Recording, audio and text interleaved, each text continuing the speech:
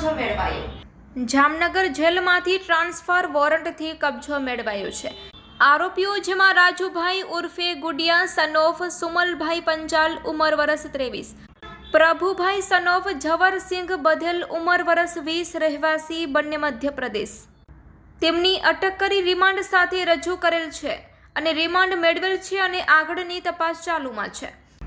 ગુજરાત અને ગુજરાત બહાર અલગ અલગ રાજ્યોમાં કુલ 25 ગુનાઓ દાખલ છે।